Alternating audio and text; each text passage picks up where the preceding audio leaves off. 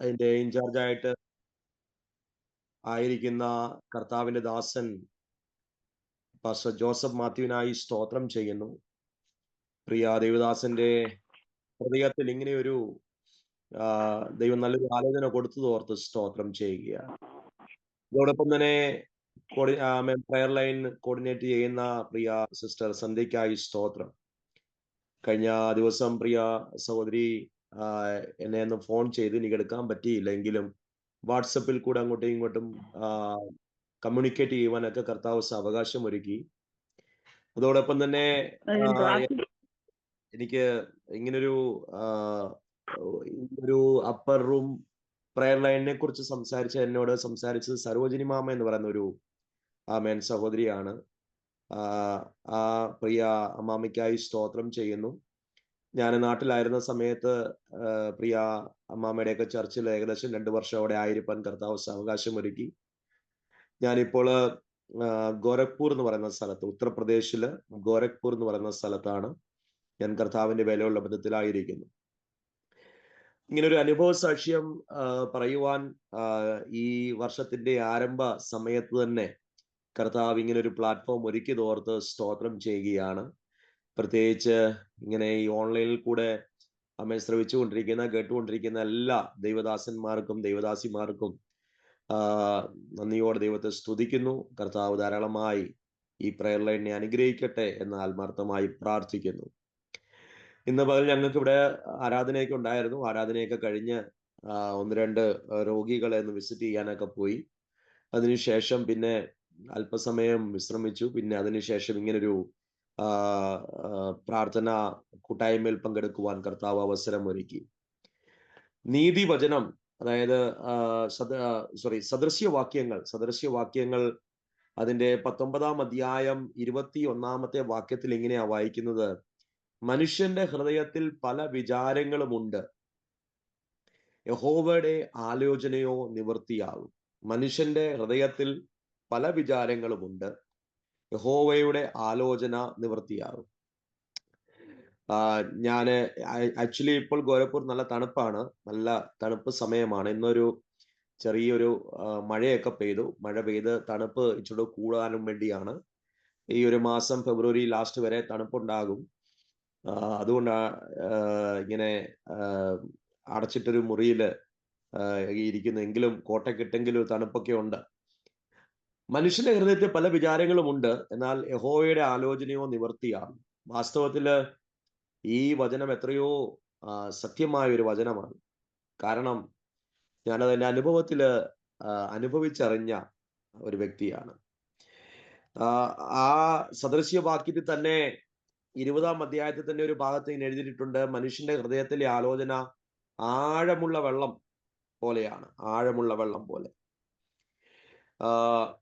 പലപ്പോഴും കോരണമെന്ന് ആഗ്രഹം ഉണ്ടെങ്കിലും കോരിയെടുക്കുവാൻ കഴിയാത്ത വിധത്തിൽ ആഴത്തിൽ മനുഷ്യന്റെ ഹൃദയത്തിലെ ആലോചന. ഞാനും അങ്ങനെ ഒരു വ്യക്തിയായിരുന്നു.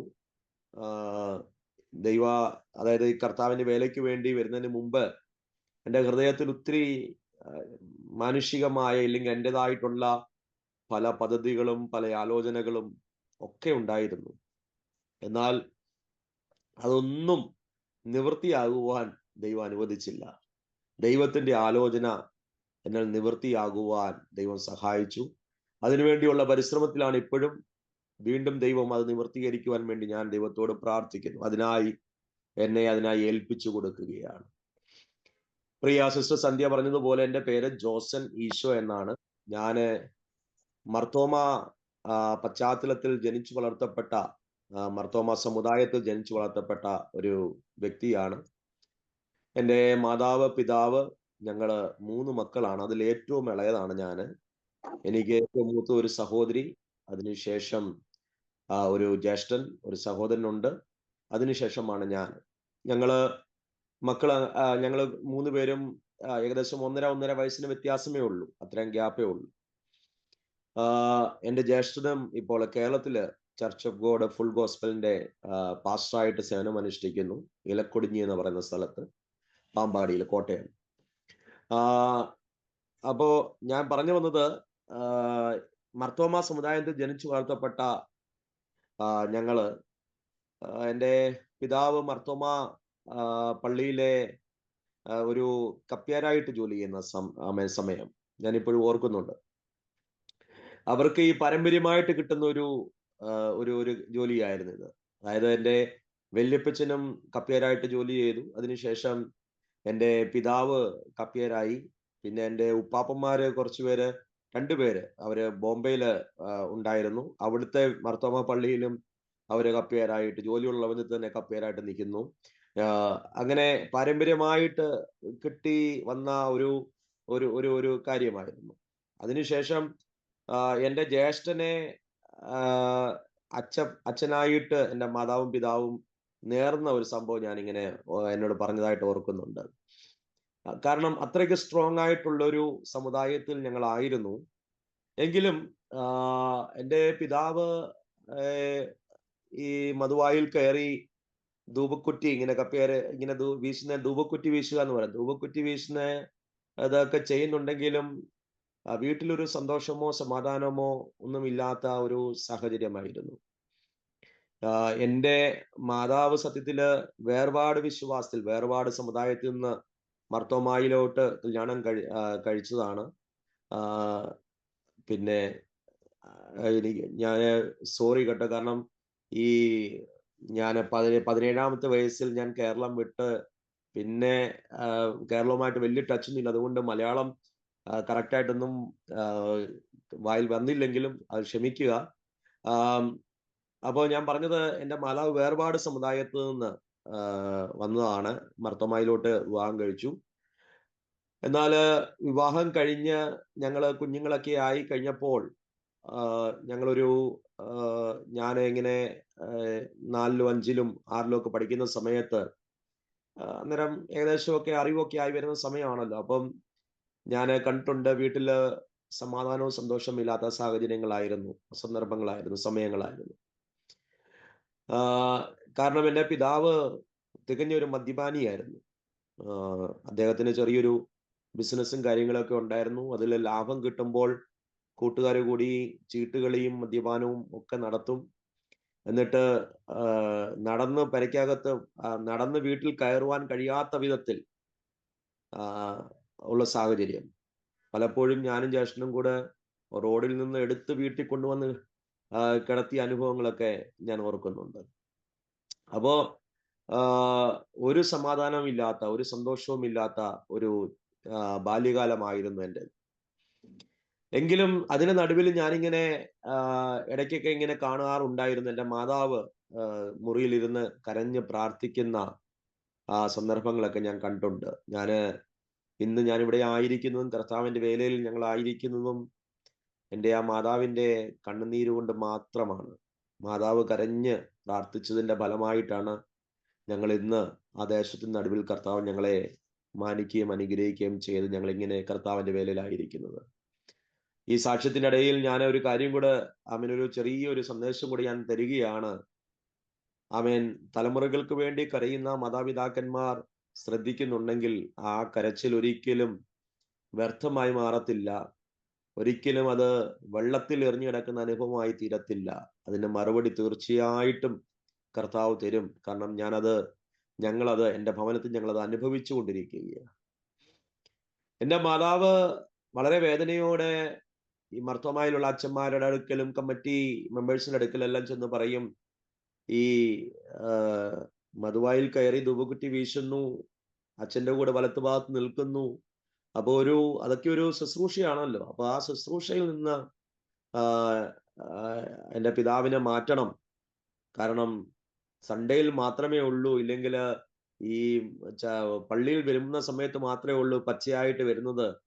അല്ലാത്ത സമയങ്ങളെല്ലാം മദ്യപിച്ച് തികഞ്ഞും ഒരു മദ്യപാനിയായിട്ടാണ് പ്രവർത്തിക്കുന്നതെന്നൊക്കെ പറയുമ്പോൾ അച്ഛന്മാരും മറ്റുള്ളവരൊക്കെ പറയുന്നത്, എൻ്റെ പിതാവിന്റെ പേര് ബാബു എന്നാണ്. ബാബു തന്റെ ജോലി വളരെ ഭംഗിയായിട്ട് ചെയ്യുന്നുണ്ട്. സൺഡേയില് നല്ലവണ്ണം കാര്യങ്ങൾ ചെയ്യുന്നുണ്ട്. പിന്നെ പിടിയേരി വിരിക്കുന്നിടത്തെല്ലാം പോയി പിടിയേരി വിരിക്കുന്നുണ്ട്. ഞങ്ങള് കിഴക്കൻ മേഖലയിലായതുകൊണ്ട് ഞങ്ങള് പത്തനംതിട്ട, അതായത് ഞാൻ പത്തനംതിട്ട എന്ന് പറയുന്ന ജില്ലയില് വടശ്ശേരിക്കര, ചിറ്റാർ, സീതത്തോട് ആ ഭാഗമൊക്കെ നിങ്ങൾക്ക് അറിയാമല്ലോ, കിഴക്കൻ മേഖലയിൽ നിന്നാണ്. അപ്പം അച്ഛന്മാർക്ക് പോലും കയറിപ്പോവാൻ കഴിയാത്ത വീടുകളിലൊക്കെ എൻ്റെ പിതാവ് നല്ല ആരോഗ്യത്തോടൊക്കെ കയറി പോവുകയും കാര്യങ്ങളെല്ലാം ചെയ്യുന്നു. അപ്പം അതെല്ലാം ഭംഗിയായിട്ട് ചെയ്യുന്നുണ്ട്. അതുകൊണ്ട് മറ്റുള്ള ദിവസങ്ങളിൽ ബാബു എങ്ങനെയാണെന്നൊന്നും ഞങ്ങൾക്ക് അറിയണ്ട, ഞായറാഴ്ച ആള് ക്ലിയർ ആണല്ലോ എന്നുള്ളൊരു വർത്തമാനമായിരുന്നു കമ്മിറ്റിയിൽ നിന്നും അച്ഛനിൽ നിന്നൊക്കെ കേട്ടത്. എങ്കിലും എൻ്റെ മാതാവ് നിരന്തരമായിട്ട് വിഷയങ്ങൾക്ക് വേണ്ടി പ്രാർത്ഥിച്ചുകൊണ്ടിരുന്നു. അങ്ങനെ ഞങ്ങള് ഇങ്ങനെ സ്കൂൾ ജീവിതം നടക്കുമ്പോഴും സത്യം പറഞ്ഞു കഴിഞ്ഞാല് ആഹാരത്തിന് പോലും വലിയ ബുദ്ധിമുട്ടായ ഒരു സാഹചര്യം. കാരണം പൈസ ഇല്ലാഞ്ഞിട്ടല്ല, പൈസ ഉണ്ടായിരുന്നു എങ്കിൽ തന്നെയും പിതാവ് ആ പൈസ മുഴുവനും, പണം മുഴുവനും മദ്യപാനത്തിന് വേണ്ടി ചെലവഴിക്കുന്നുണ്ടായിരുന്നു. അതുകൊണ്ട് വീട്ടിലേക്ക് അരിയോ സാധനങ്ങളോ കാര്യങ്ങളോ ഒന്നും കൊണ്ടുവരാത്ത സാഹചര്യം. അങ്ങനെ ഒരു സാഹചര്യത്തിലാണ് ഞങ്ങൾ 3 മക്കൾ വളർന്നത്. പലപ്പോഴും ആഹാരം കഴിക്കുവാൻ ഇല്ലാതെ പലപ്പോഴും ഞങ്ങൾ സ്കൂളിൽ പോവുകയും പോയിട്ട് വന്നിട്ട് ഒന്നും കഴിക്കുവാനില്ലാത്ത അവസ്ഥ ഒക്കെ ഞാൻ ഇപ്പോഴും ഓർക്കുന്നുണ്ട്. സത്യത്തിൽ ഞാൻ ഇതൊക്കെ പറയുമ്പോഴും ഞാൻ ദൈവത്തെ വളരെയധികം സ്തുതിക്കുന്നു, ദൈവത്തെ മഹത്വപ്പെടുത്തുന്നു. കാരണം അങ്ങനെ ഒന്നുമില്ലായ്മയിൽ നിന്നും കർത്താവ് ഞങ്ങളെ ഇത്രത്തോളം കൊണ്ടുവന്നു. ദൈവത്തിന്റെ വലിയ കൃപ, ദൈവത്തിന്റെ വലിയ പ്രവൃത്തിയാണ്, എൻ്റെ മാതാവിന്റെ പ്രാർത്ഥനയാണ്. അത് മാത്രമല്ല, ശാരീരിക ഉപദ്രവം വളരെ ഉണ്ടായിരുന്നു. എൻ്റെ മാതാവിനെ ഒത്തിരി അടിക്കുകയും തൊഴിക്കുകയും ഒക്കെ ചെയ്യുന്ന സാഹചര്യം. ഞങ്ങളെയും മുമ്പിൽ കാണുമ്പോൾ, ഞങ്ങൾ 3 മക്കളെയും മുമ്പിൽ കാണുമ്പോൾ എൻ്റെ പെങ്ങളോട്, എൻ്റെ സിസ്റ്ററോട് അത്ര ഇല്ലായിരുന്നു എങ്കിലും, കാരണം ഞങ്ങൾ 2 ആൺമക്കള്, അതായത് അമ്മയെ ഇതുപോലെ അടിക്കുകയോ ഇല്ലെങ്കിൽ അടിക്കാൻ വരുവോ ഒക്കെ ചെയ്യുന്നോണ്ട് ഞങ്ങള് എതിർത്ത് നിൽക്കാറുണ്ട്. അപ്പൊ അതുകൊണ്ട് ഞങ്ങളോടും ഭയങ്കര ഉപദ്രവമായിരുന്നു. പലപ്പോഴും കല്ലൊക്കെ എടുത്ത് എറിഞ്ഞ് ഞങ്ങളെ എറിഞ്ഞിട്ടുണ്ട്. ഞങ്ങളിങ്ങനെ മുറ്റത്തോട് ഓടി ഏറ് കൊള്ളാതെ പോകുന്ന സാഹചര്യങ്ങളൊക്കെ ഉണ്ടായിരുന്നു. എന്തായാലും ദൈവത്തിന്റെ വലിയ പ്രവൃത്തിയാണ് ഞങ്ങളുടെ കുടുംബത്തിൽ വെളിപ്പെട്ടത്. കാരണം ദൈവം നീതിമാനായ ദൈവമാണ്. എൻ്റെ മാതാവിന്റെ കണ്ണുനീര് കർത്താവ് കണ്ടു. മാതാവിന്റെ കണ്ണുനീര് കർത്താവ് കണ്ട്, ആമേൻ, ദൈവം അത്ഭുതം ചെയ്യുവാനിടയായി തീർന്നു. അതായത് എൻ്റെ പിതാവ് ഒരിക്കല് ഇങ്ങനെ മദ്യപിച്ച് ഇങ്ങനെ ഭവനത്തിൽ ഇരിക്കുമ്പോ ഞങ്ങളുടെ വീട്ടിൽ 2 ദൈവദാസന്മാര് ഇങ്ങനെ സുവിശേഷം പറയാൻ വേണ്ടി വന്നു. സുവിശേഷം പറയാൻ വന്നപ്പോൾ പിതാവ് മദ്യപിച്ച് അവിടെ ഇങ്ങനെ കസേര ഇരിക്കുകയായിരുന്നു. അപ്പൊ അവരോട് ചോദിച്ചു, നിങ്ങളെ ഏതാ എന്നൊക്കെ ചോദിച്ചപ്പോൾ പറഞ്ഞു, ഞങ്ങള് പെന്തക്കോസ്ത് ഉപദേശിമാരാണ്, ഞങ്ങൾ ഇങ്ങനെ വീടുകളിൽ കയറി ഇറങ്ങി സുവിശേഷം പറയാൻ വന്നതാണ്. അപ്പോൾ ഉടനെ എൻ്റെ പിതാവ് ചെയ്തത് പെട്ടെന്ന് ചാടി എഴുന്നേറ്റിട്ട് ആ 2 ഉപദേശിമാരെയും വീട്ടിൽ നിന്ന് തള്ളി പുറത്താക്കി. എന്നിട്ട് പറഞ്ഞു, നിങ്ങൾ വന്നു, ഇനി മേലിൽ വന്നേക്കരുത്. ഇനിയും വന്നാൽ ഇങ്ങനല്ല പ്രതികരണം. ഇനിയും വന്നാൽ നിങ്ങളെ അടിക്കും, ഇല്ലെങ്കിൽ നിങ്ങൾക്ക് ഉപദ്രവം ഉണ്ടാകും എന്നുള്ള രീതിയിൽ ആ 2 ഉപദേശിമാരെയും 2 ദൈവദാസന്മാരെയും പുറത്താക്കിയിട്ട് വാതിലടച്ചു. എന്നാൽ അതാ ഞാൻ പറഞ്ഞ ദൈവത്തിന്റെ നീതി എത്ര വലുതാണെന്നുള്ളത്. ഞങ്ങളുടെ വീട്ടിൽ 2 ആൺമക്കളാണ്, ഞാനും എൻ്റെ ജ്യേഷ്ഠനും.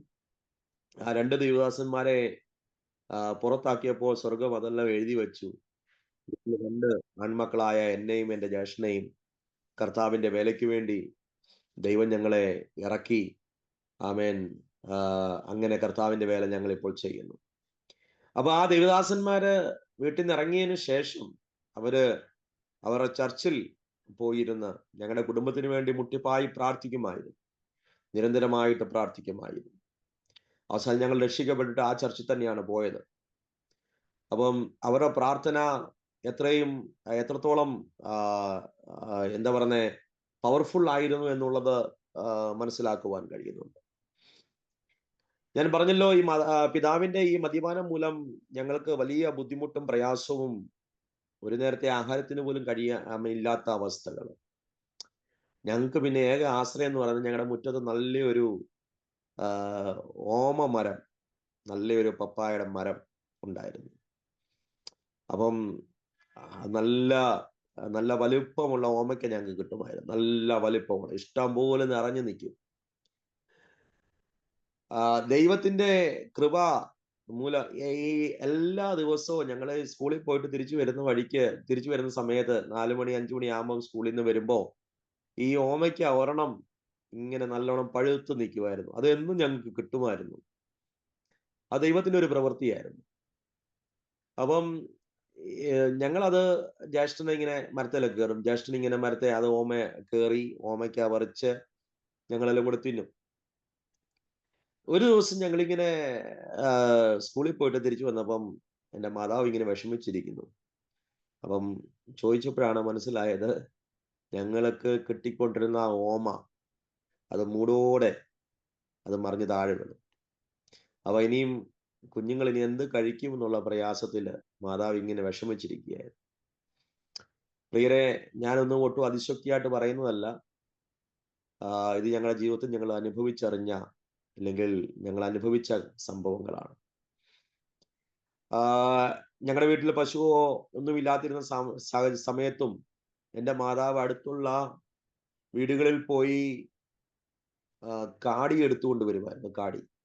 കാടി എടുത്തുകൊണ്ട് വരുന്നത് സാധാരണ പശുക്കൾക്ക് കൊടുക്കാനാണ്. പക്ഷെങ്കിൽ പശുക്കളില്ലാത്ത അമ്മ എന്തുകൊണ്ട് കാടി എടുത്തുകൊണ്ട് വരുന്നു എന്ന് ചോദിച്ചാൽ, അടുത്തുള്ള വീടുകളിൽ ഉള്ളവർ ദോശയോ ഇഡലിയോ തിന്നതിന് ശേഷം ബാക്കി വരുന്ന ദോശ ഇഡലിയും ആ കാടിയിൽ ഇടും. അപ്പം ആ കാടിയിൽ കിടക്കുന്ന ദോശയും ഇഡലിയോ ഇല്ലെങ്കിൽ അങ്ങനെ പുട്ടിന്റെ പകുതിയോ എന്തെങ്കിലും അതിൻ്റെ അകത്ത് കിടന്നാൽ അത് ഒന്നുകൂടെ നല്ല വെള്ളത്തിലൊന്ന് കഴുകി അത് ഞങ്ങൾക്ക് തരുമായിരുന്നു. ആ ഒരു അനുഭവം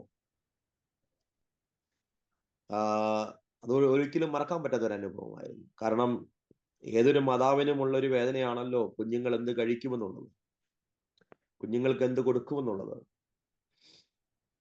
പിന്നെ കിഴക്കൻ മേഖല ആയതുകൊണ്ട് ചക്കയുടെ സമയത്ത് ഇഷ്ടംപോലെ, ചക്ക സീസണുള്ള സമയത്ത് ചക്ക ഇഷ്ടം പോലെ കിട്ടും.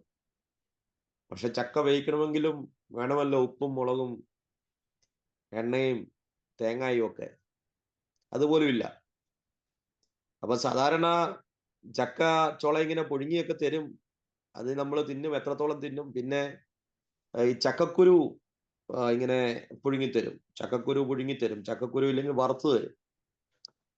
വെറും വയറ്റിലൊക്കെ അത് ഞങ്ങൾ കഴിക്കുന്ന ഒരു സമയമുണ്ട്. ഇപ്പോ ഇവിടെ നോർത്ത് ഇന്ത്യയിൽ വന്നതിന് ശേഷം നമുക്ക് ഉരുളക്കിഴങ്ങ് കഴിച്ചു കഴിഞ്ഞാൽ ഗ്യാസാ. പക്ഷെങ്കിൽ ആ സമയത്ത് ചക്കക്കുരു വെറും വയറ്റിൽ തരുമ്പോഴും നമുക്ക് അന്നേരം ഗ്യാസ് ഒന്നും ഇല്ല ആ സമയത്ത്. പക്ഷെങ്കിൽ ഞാൻ ഇപ്പോഴും ഓർക്കുന്നുണ്ട്, എൻ്റെ ജ്യേഷ്ഠന് ആർത്തിയോടെ വിശപ്പോടെ, കാരണം ഒരു ജ്യേഷ്ഠന് വിശപ്പ് സഹിച്ചു നിൽക്കാൻ വലിയ ബുദ്ധിമുട്ടായിരുന്നു. ഞാനും എൻ്റെ സിസ്റ്ററും ഞങ്ങൾ ഇച്ചിരിയൊക്കെ സഹിക്കുമായിരുന്നു. പക്ഷെ ജ്യേഷ്ഠൻ ഇങ്ങനെ ആർത്തിയോടെ ചക്കക്കുരു തിന്നിട്ട് പിന്നെ അധികം അമിതമായി കഴിച്ചതിന് ശേഷം പിന്നെ പോയി വൊമിറ്റ് ചെയ്ത് ഛർദ്ദിച്ചു കളഞ്ഞതൊക്കെ ഞാൻ എപ്പോഴും ഓർക്കുന്നു. പ്രിയരെ, അങ്ങനെ ഇരുന്ന സമയത്താണ് ഈ ദേവദാസന്മാർ ഞങ്ങളുടെ ഭവനത്തിൽ വരികയും എൻ്റെ ഫാദർ, എൻ്റെ പിതാവ് അവരെ പുറത്താക്കി ആ ദേവദാസന്മാരെ മുട്ടിപ്പായിട്ട് ആ സഭയിൽ പോയിരുന്ന് പ്രാർത്ഥിക്കുകയൊക്കെ ചെയ്തു ഞങ്ങൾക്ക് വേണ്ടി. അങ്ങനെ ദൈവത്തിന്റെ ഒരു പ്രവൃത്തി, വലിയൊരു പ്രവൃത്തി ഉണ്ടായി. പെട്ടെന്ന് എൻ്റെ അമ്മയുടെ അകത്ത് ഒരു വലിയൊരു ഒരു ധൈര്യം, ഒരു ആത്മധൈര്യം വന്നു. ഒരു വലിയൊരു ബോൾഡ്നെസ് വന്നു. അതെന്താന്ന് വെച്ച് കഴിഞ്ഞാൽ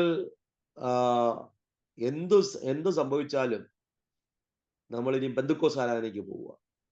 ഞങ്ങളോട് പറഞ്ഞു, ഞങ്ങൾ 3 മക്കളോടും അമ്മ പറഞ്ഞു, നമ്മള് ഇനിയും അച്ഛനിനിയും ഫാദർ ഇനി എന്ത് ചെയ്തെന്ന് പറഞ്ഞാലും, നമ്മളിനി അടിച്ചെന്ന് പറഞ്ഞാലും കൊന്നെന്ന് പറഞ്ഞാലും നമ്മളിനി മർത്തോമായിലോട്ടില്ല, പെന്തക്കോസ്ത് ആരാധനയ്ക്ക് പോവുക. അങ്ങനെ ഇരുന്ന സാഹചര്യത്തിലാണ് ഞങ്ങളിങ്ങനെ ഒരു സൺഡേയില് ഞങ്ങള് 3 മക്കളും എൻ്റെ മാതാവും കൂടി ഞങ്ങൾ പെന്തക്കോസ്ത് ആരാധനയിൽ പോകുന്നത്. ഞങ്ങൾ ചെന്നത് church of God full gospel ചർച്ചില്. ആ അവിടെയുള്ള ദൈവദാസന്മാരായിരുന്നു ഞങ്ങളുടെ ഭവനത്തിൽ വന്നത്. അങ്ങനെ അവിടെ ചെന്ന്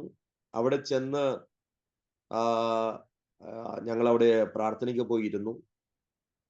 പോയിരുന്നു കഴിഞ്ഞപ്പോൾ ആ ദൈവദാസന്റെ സ്നേഹവും കരുതലും ദൈവമക്കളുടെ സ്നേഹവും ഒക്കെ കണ്ടു കഴിഞ്ഞപ്പോൾ ഞങ്ങൾക്ക് മനസ്സിലായി ഇതാണ് യഥാർത്ഥ ചർച്ച് ഇല്ലെങ്കിൽ ദൈവസഭ എന്നത് ഞങ്ങൾക്കത് മനസ്സിലായി. കാരണം ഞങ്ങള് സമുദായത്തിൽ നിന്നപ്പോഴും അർത്ഥമായി നിന്നപ്പോഴും ഞങ്ങൾ ജസ്റ്റ് പോകുന്നു വരുന്നു, സൺഡേ സ്കൂളിൽ അറ്റൻഡ് ചെയ്യുന്നു, അങ്ങനത്തെയൊക്കെ ഉള്ളൂ. അല്ലാതെ ആരുമായിട്ട് നമ്മൾ മിണ്ടുവോ ഒന്നുമില്ല. എന്നാൽ ഈ പെന്തക്കോസ്ത് സഭയിൽ ചെന്നപ്പോൾ അവിടെയുള്ള ദൈവദാസന്റെയും ദൈവമക്കളുടെയും സ്നേഹവും കരുതലും ഒക്കെ കണ്ടു കഴിഞ്ഞപ്പോൾ ഞങ്ങൾക്ക് വലിയ സന്തോഷവും വലിയ താല്പര്യവുമായി. പിന്നെ ഞങ്ങൾ റെഗുലർ ആകാൻ തുടങ്ങി. റെഗുലർ ആയി കഴിഞ്ഞപ്പോൾ എൻ്റെ പിതാവിൻ്റെ മദ്യപാനത്തിന് ഒരു കുറവും ഉണ്ടാകുന്നില്ല. ഞങ്ങള് ആരാധനയ്ക്ക് പോയിട്ട് വരുമ്പോൾ പിന്നെ പിതാവ് മദ്യപിച്ചിട്ട് ഞങ്ങളോട് വഴക്കുണ്ടാക്കുക, ഞങ്ങളെ ഉപദ്രവിക്കുവാൻ തയ്യാറായി നിൽക്കുന്നു. അങ്ങനെ ഒത്തിരി കഷ്ടതയും പ്രയാസവും ബുദ്ധിമുട്ടും പട്ടിണിയും ഒക്കെ സഹിച്ച് ഞങ്ങള് ദൈവത്തെ ആരാധിച്ചു കൊണ്ടിരുന്നു. ഞങ്ങൾ ആരാധിക്കുന്ന അല്ലെങ്കിൽ ആരാധന ഞങ്ങൾ മുടക്കിയില്ല. ഞങ്ങള് നിരന്തരമായിട്ട് ഉപവാസ പ്രാർത്ഥനയ്ക്കും മറ്റു പ്രയർ മീറ്റിങ്ങിനും പിന്നെ സൺഡേ ആരാധനയിലും നിരന്തരമായിട്ട് പോകാൻ തുടങ്ങി. അങ്ങനെ ഒരു ഏകദേശം 3-4 വർഷം കഴിഞ്ഞപ്പോൾ എൻ്റെ പിതാവിനും മാനസാന്തരമുണ്ടായി. എൻ്റെ പിതാവിന് മാനസാന്തരമുണ്ടായി. പെട്ടെന്ന്, അത് ഞങ്ങളൊന്നും പറഞ്ഞില്ല, പെട്ടെന്ന് എൻ്റെ ഫാദറിൻ്റെ അകത്തൊരു തീരുമാനം, ഇനിയും മർത്തോമയിൽ പോകുന്നില്ല, അല്ലെങ്കിൽ കപ്പ്യാര് ജോലി ഇനിയും ചെയ്യുന്നില്ല. അപ്പം 1-2 ആഴ്ച എങ്ങും പോകാതിരുന്നു. 1-2 ആഴ്ചയല്ല, 1-2 മാസം എങ്ങും പോകാതിരുന്നു. ആളുകൾ തിരക്കി വന്നു, എന്തുകൊണ്ട് വരുന്നില്ല, ഇല്ലെങ്കിൽ എന്തുകൊണ്ട് ഈ കപ്പ്യാര് ജോലി ചെയ്യുന്നില്ല. അവസാനം അവരെല്ലാം അറിഞ്ഞു ഞങ്ങള് വൈഫും കുഞ്ഞുങ്ങളും എല്ലാം ബന്ധുക്കോസിൽ പോയെന്നുള്ളത്. പിന്നെ സമുദായക്കാരൻ ഞങ്ങളെ കളിയാക്കാൻ തുടങ്ങി. പിന്നെ അച്ഛന്മാര് അല്ലെങ്കിൽ അച്ഛൻ വന്ന് ഞങ്ങളെ ഒത്തിരി വഴക്ക് പറഞ്ഞു. അതും ഇതുമെല്ലാം പറഞ്ഞ് ഇവൻ ഞങ്ങളെ ശപിക്കുന്ന ഒരു അനുഭവം. നിങ്ങൾ ഗുണം പിടിക്കത്തില്ല, രക്ഷപ്പെടത്തില്ല, നിങ്ങൾ വീണ്ടും തകർച്ചയിലേക്കേ പോകത്തുള്ളൂ എന്നൊക്കെ പറഞ്ഞ് ഞങ്ങളെ ഒത്തിരി ശാപവാക്കുകൾ പറഞ്ഞു. പക്ഷേ ഞങ്ങൾക്ക് അതൊന്നും ഒരു പ്രയാസമില്ലായിരുന്നു. കാരണം ഞങ്ങള് വാസ്തവത്തിൽ അല്ലെങ്കിൽ സത്യത്തിലും ആത്മാവിലും ആരാധിക്കുന്ന ഒരു കൂട്ടായ്മയിൽ ഞങ്ങൾ ചെന്ന് ചേർന്ന് ഞങ്ങള് ദൈവത്തെ ആത്മാർത്ഥമായി ആരാധിക്കുകയും പ്രാർത്ഥിക്കുകയും ചെയ്യുന്ന സമയം ദൈവം എൻ്റെ പിതാവിൻ്റെ മനസ്സിന് മാറ്റമുണ്ടാക്കി, ഇല്ലെങ്കിൽ മാനസാന്തരമുണ്ടായി. പിതാവും പതുക്കെ ആരാധനയ്ക്ക് വരുവാൻ തുടങ്ങി. ആ ഒരു സമയമായിരുന്നു ഞങ്ങളുടെ ജീവിതത്തിലെ ഒരു ടേണിംഗ് പോയിന്റ് എന്ന് പറയുന്നത്. ജീവിതം മുഴുവനും മാറി മറിഞ്ഞൊരു സമയമായിരുന്നു. നമ്മൾ സാധാരണ നമ്മൾ പ്രാർത്ഥിക്കുകയും പ്രസംഗിക്കുകയും ഒക്കെ ചെയ്യുമ്പോൾ നമ്മൾ പറയുമല്ലോ, ദൈവം നിങ്ങളുടെ ജീവിതത്തെ മാറ്റും, ദൈവം നിങ്ങളുടെ ജീവിതത്തിന്റെ അവസ്ഥകൾക്ക് മാറ്റം വരുത്തും. അത് കേവലം വാക്കുകൾ കൊണ്ടില്ലെങ്കിൽ എൻ്റെ പ്രസംഗത്തിൽ മാത്രം പറയുന്നതല്ല, അതെൻ്റെ ജീവിതത്തിൽ ഞാൻ അനുഭവിച്ചറിഞ്ഞതാണ്. കർത്താവിന്റെ വചനത്തെ എടുക്കേണ്ട രീതിയിൽ എടുക്കുവാൻ തുടങ്ങിയപ്പോൾ, ചുമക്കേണ്ട രീതിയിൽ ചുമക്കുവാൻ തുടങ്ങിയപ്പോൾ ദൈവം അതിന്റെ കൂലി ഞങ്ങൾക്ക് തരുവാൻ തുടങ്ങി. ദൈവം ഞങ്ങളെ അനുഗ്രഹിക്കുവാൻ തുടങ്ങി. പ്രിയരെ, അങ്ങനെ ദൈവം ഞങ്ങളെ അനുഗ്രഹിച്ച് സ്റ്റെപ്പ് ബൈ സ്റ്റെപ്പായി ദേശത്ത് ദൈവം ഞങ്ങളെ മാനിക്കാൻ തുടങ്ങി. പിതാവിന്റെ മദ്യപാനമെല്ലാം നിന്നു, ചീട്ടുകളി നിന്നു, കൂട്ടുകെട്ടുകൾ നിന്നു. പിന്നെ പിതാവ് അധ്വാനിക്കുന്ന മുഴുവനും കുടുംബത്തിന് വേണ്ടിയും കുഞ്ഞുങ്ങൾക്ക് വേണ്ടിയും ചെലവഴിക്കുവാൻ തുടങ്ങി. എൻ്റെ സിസ്റ്ററെ നേഴ്സിംഗ് പഠിക്കുവാൻ വിട്ടു. അതിനൊക്കെ ഒത്തിരി ലക്ഷങ്ങളൊക്കെ എങ്കിലും അതെല്ലാം സ്റ്റെപ്പ് ബൈ സ്റ്റെപ്പായിട്ട് എല്ലാം നടന്നു. പഴയ വീടിരുന്നിടത്ത് ദൈവം ഒരു പുതിയ വീട് നൽകി. വർഷങ്ങൾക്ക് മുമ്പിലത്തെ കാര്യങ്ങളാണ് ഇതെല്ലാം. വലിയൊരു സാക്ഷ്യം ആ ദേശത്ത് ദൈവം ഞങ്ങൾക്ക് നൽകി. അപ്പം ദൈവം മാനിക്കും എന്ന് പറയുന്നത് എത്രയോ സത്യമായ കാര്യമാണ്. പലതും പറഞ്ഞു. അവര് പെന്തക്കോസ്തിൽ പോയത് കൊണ്ട് അവർക്ക് പൈസ കിട്ടിയെന്നും, ഇല്ലെങ്കിൽ വെളിയിൽ നിന്ന് വിദേശ ഫണ്ടുകൾ വന്നു എന്നൊക്കെ പലരും പറഞ്ഞു. പക്ഷെങ്കിൽ ഒരു വിദേശ ഫണ്ടും വന്നില്ല, ഒരു വ്യക്തിയും പൈസ തന്നില്ല. തന്നത് മുഴുവനും കർത്താവാണ്, ദൈവമാണ്. ദൂർത്തടിച്ചുകൊണ്ടിരുന്ന പൈസ എല്ലാം സേവ് ആകാൻ തുടങ്ങി. അപ്പം അങ്ങനെ കാര്യങ്ങളെല്ലാം വളരെ ഭംഗിയായിട്ട് മുന്നോട്ട് പോയി. അങ്ങനെ ഇരിക്കുന്ന സമയത്താണ് ഞാൻ പറഞ്ഞാൽ എൻ്റെ ജ്യേഷ്ഠനെ അച്ഛനാകാനും വേണ്ടി, മർത്തോമയിൽ അച്ഛനാകാനും വേണ്ടി നേർന്നിരുന്നു, സമർപ്പിച്ചിരുന്നു. കാരണം അദ്ദേഹത്തിന് ഈ ഫിക്സിന്റെ അസുഖം വരുമായിരുന്നു. അപ്പൊ എന്റെ മാതാവ് അന്ന് നേർന്നതാണ്, ആമേൻ, അച്ഛനാക്കാമെന്ന്, ഇല്ലെങ്കിൽ കർത്തൃസേവയ്ക്ക് വേണ്ടി ആക്കാം. അപ്പൊ മർത്തോമ വിട്ടു കഴിഞ്ഞപ്പോൾ അച്ഛനാകാൻ പറ്റത്തില്ല. പിന്നെ അവസാനം അദ്ദേഹത്തെ ബൈസ്കൂളിൽ പാസ്റ്റർ, ബൈസ്കൂളിൽ അദ്ദേഹത്തെ വിടുന്നു പ്രീ ഡിഗ്രിക്ക് ശേഷം. എന്നാൽ എന്നെ കുറിച്ചുള്ള, ഞാനിപ്പം സദൃശവാക്യത്തിൽ വായിച്ചതുപോലെ, എൻ്റെ മാതാവിനും പിതാവിനും എന്നെക്കുറിച്ച് വേറെ പല വിചാരങ്ങളുമായിരുന്നു. എനിക്കും പല വിചാരങ്ങളായിരുന്നു, വേറെ പലതുമായിരുന്നു. നല്ലവണ്ണം പഠിക്കണം, നല്ല ജോലി മേടിക്കണം, വിദേശ രാജ്യങ്ങളിൽ പോകണം, പൈസ ഉണ്ടാക്കണം എന്നുള്ള ചിന്തയായിരുന്നു. എൻ്റെ മാതാവിനും പിതാവിനും അത് തന്നെയായിരുന്നു. അതുകൊണ്ട് പഠിത്തത്തിൽ ശ്രദ്ധ കൊടുക്കാൻ തുടങ്ങി. സത്യം പറഞ്ഞു കഴിഞ്ഞാൽ നമ്മൾ ചിന്തിക്കുന്നതിന്റെ നേരെ ഓപ്പോസിറ്റ് ആയിട്ടാണ് കർത്താവ് ചിന്തിച്ചത്. നമ്മൾ എത്രത്തോളം പഠിത്തത്തിൽ ശ്രദ്ധ കൊടുക്കുന്നു, അത്രത്തോളം പഠിത്തത്തിൽ ഞാൻ പുറകോട്ടാക്കാൻ തുടങ്ങി. പഠിത്തത്തിൽ പുറകോട്ടായി, പരാപരം ജയിക്കാൻ തുടങ്ങി വിഷയങ്ങൾക്ക്. അങ്ങനെ 10ൽ കയറി, 10ൽ ജയിച്ചു. അതിനുശേഷം ഞാൻ, ആ സമയത്ത് പ്രീ ഡിഗ്രി സമയമാണ്, പ്രീ ഡിഗ്രി അതിനുശേഷമാണ് +2 ഒക്കെ വന്നത്. പ്രീ ഡിഗ്രി പഠിക്കാൻ വേണ്ടി പോയി. എന്നാൽ പഠിത്തത്തിലൊക്കെ ഞാൻ നോക്കിയപ്പോ യാതൊരു പച്ചപ്പും കാണുന്നില്ല.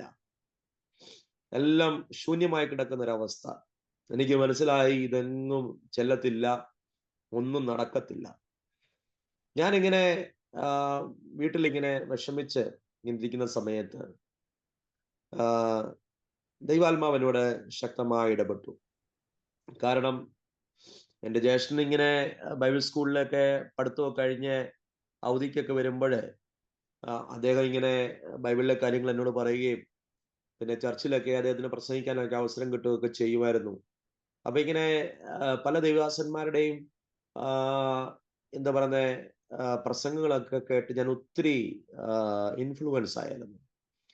ഒത്തിരി അതെൻ്റെ ജീവിതത്തിനെ ഒത്തിരി ഒന്ന് എന്താ പറയുക, ചെത്തി വെടിപ്പാക്കേണ്ട വിധത്തിൽ ചെത്തി വെടിപ്പാക്കുകയും ജീവിതത്തിൽ അത് ഒത്തിരി പ്രവർത്തിക്കുകയും ചെയ്തു. ദൈവത്തിന്റെ വചനം, ദൈവദാസന്മാരിൽ കൂടെ വന്ന വചനം. ഞാൻ ഈ മർത്തോമയിലായിരിക്കുന്ന സമയത്തും അച്ഛന്മാരൊക്കെ ഇങ്ങനെ കുർബാന കൊടുക്കുകയും ഒക്കെ ചെയ്യുന്ന കാണുമ്പോൾ എനിക്ക് ഭയങ്കര സന്തോഷമായിരുന്നു. എനിക്കും ഒരു ആഗ്രഹമായിരുന്നു അച്ഛനാകണമെന്ന്. കാരണം എന്നിട്ട് ഞാൻ വീട്ടിൽ വരുമ്പോൾ ആരും ഇല്ലാതിരിക്കുന്ന സമയത്ത് വലിയ ഈ വിശുദ്ധ കുർബാന കൊടുക്കുന്ന സമയത്ത് ഇങ്ങനെ അച്ഛന്മാര് വേറൊരു എക്സ്ട്രാ ലോഹയൊക്കെ ഇടാറുണ്ടല്ലോ. അപ്പം അതുപോലെ ഞാന് വീട്ടിൽ ആരും ഇല്ലാതിരിക്കുന്നോണ്ടേ കണ്ണാടിയുടെ മുമ്പിൽ നിന്ന് വീട്ടിലെ വലിയ ബെഡ്ഷീറ്റ് ഒക്കെ എടുത്ത് ഇങ്ങനെ മണ്ടക്കൂടെ ഇട്ട്, പിന്നെ അപ്പൊ ഞാൻ കണ്ടുള്ള അച്ഛന്മാർക്കെല്ലാം കണ്ണാടിയുള്ള അച്ഛന്മാരായിരുന്നു. പിന്നെ ഞാന് നമ്മുടെ ഈ പാട്ടുത്സവത്തിന്റെ പുറകില് ഈ എന്താ പറയുന്ന ഒരു ഗ്ലാസ് പോലത്തെ സംഭവം ഉണ്ടല്ലോ, അപ്പൊ അത് പ്ലാസ്റ്റിക്കിന്റെ, അപ്പൊ അത് വലിച്ചെടുത്തിട്ട് ഞാനിങ്ങനെ കണ്ണാടി പോലെ ഇങ്ങനെ മുഖത്തിങ്ങനെ ഒട്ടിക്കുകയും ഒക്കെ ചെയ്ത് ഞാൻ അവരെ പോലെ ഇങ്ങനെ ആക്ട് ചെയ്യുമായിരുന്നു. അപ്പം ഉള്ളിന്റെ ഉള്ളിൽ എവിടെയൊക്കെയോ കർത്താവിന്റെ വേല ചെയ്യണമെന്നുള്ളൊരു ഒരു ഒരു ഒരു ഒരു ബോധം, ഇല്ലെങ്കിൽ ഒരു ചിന്ത എൻ്റെ അകത്തുണ്ടായിരുന്നു. പക്ഷെങ്കിൽ അത് വെളിയിലോട്ട് വന്നില്ല. വെളിയിലോട്ട് വന്നത്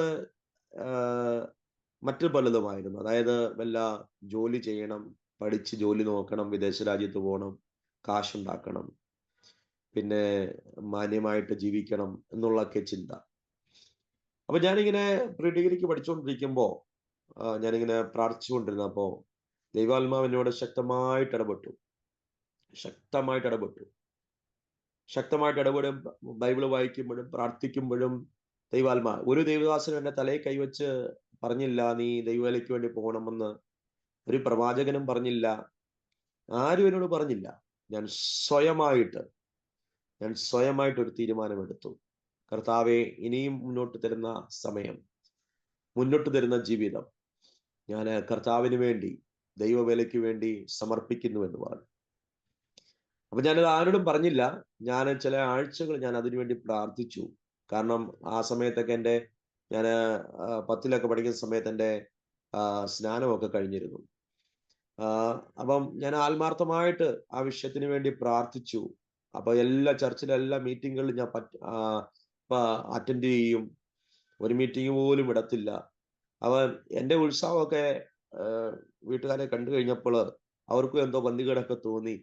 അപ്പൊ ഞാൻ ഇങ്ങനെ ആത്മാർത്ഥമായിട്ട് ഇങ്ങനെ പ്രാർത്ഥിച്ചതിന് ഏകദേശം 1-2 ആഴ്ചയ്ക്ക് ശേഷം ഞാൻ എൻ്റെ മാതാവിനോടും പിതാവിനോടും പറഞ്ഞു, ഞാനും പാസ്റ്റർ ആകാൻ പോവുക, ഞാനും കർത്താവിന്റെ വേല ചെയ്യാൻ പോവുകയാണ്.